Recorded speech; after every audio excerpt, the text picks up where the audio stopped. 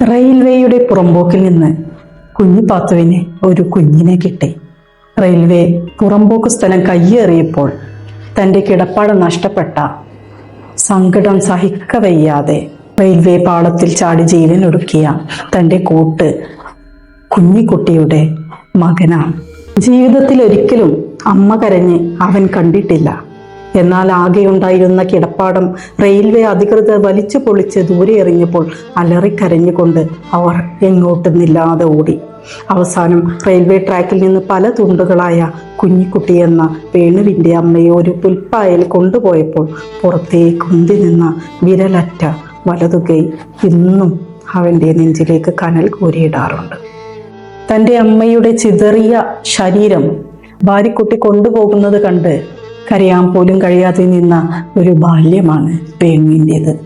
ആ വേണുവിനെ ചേർത്ത് പിടിച്ചത് മതത്തിൻ്റെ വേലിക്കെട്ടുകൾക്കപ്പുറം സ്നേഹമെന്ന വികാരത്തിന് മാത്രം മുൻതൂക്കം കൊടുത്ത് കുഞ്ഞിപ്പാത്തു വേണുവിനെ എടുത്തു വളർത്തി. ആനന്ദപുരം താലൂക്ക് ആശുപത്രിയുടെ മോർച്ചറിക്കുള്ളിലെ തടുത്തു മരവെച്ച മൃതശരീരങ്ങളോടൊപ്പമാണ് പിന്നീട് വേണുവിൻ്റെ ജീവിതം കടന്നു പോകുന്നത്. മതത്തിൻ്റെ മറപറ്റി ഹസൻ തങ്ങളും മജീദും ബാധാ ചികിത്സ തുടങ്ങുമ്പോൾ, അത് ആ നാടിനെ ഒന്നാകെ പിടിച്ചുലയ്ക്കുമ്പോൾ അതിൽ പൊലിഞ്ഞു പോകുന്നത് വേണു തൻ്റെ ജീവന് തുല്യം സ്നേഹിച്ച ജലജയുടെ ജീവൻ കൂടിയാണ്. സഹോദരി തുല്യയായ ഐഷു വിവാഹശേഷം വേണുവിനെ അവളുടെ ഭർത്തൃവീട്ടിൽ വെച്ച് കാണുമ്പോൾ നാട്ടിലെ ഒരു അയൽവാസിയാണെന്ന് പറഞ്ഞാണ് പരിചയപ്പെടുത്തുന്നത്.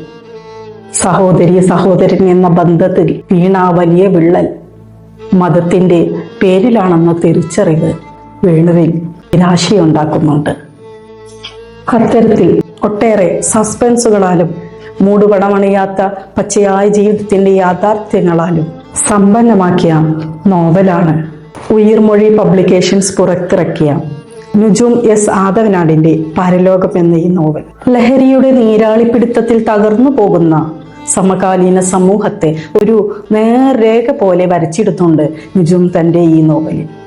സമൂഹത്തിൽ ഇന്നും നിലനിൽക്കുന്ന അരാജകത്വത്തിന് എതിരെ ഉറച്ച ശബ്ദമായി നിലകൊള്ളാൻ ഈ നോവലിന് സാധിക്കുന്നുണ്ട്. മോർച്ചറിയുടെ തണുത്ത മൗനവും ഗ്രാമീണ ജീവിതത്തിൻ്റെ ഇരുണ്ടതും ആഴമുള്ളതുമായ വഴികളിലൂടെ സഞ്ചരിക്കുന്നുണ്ട് ഈ നോവൽ. എല്ലാവർക്കും സ്നേഹം.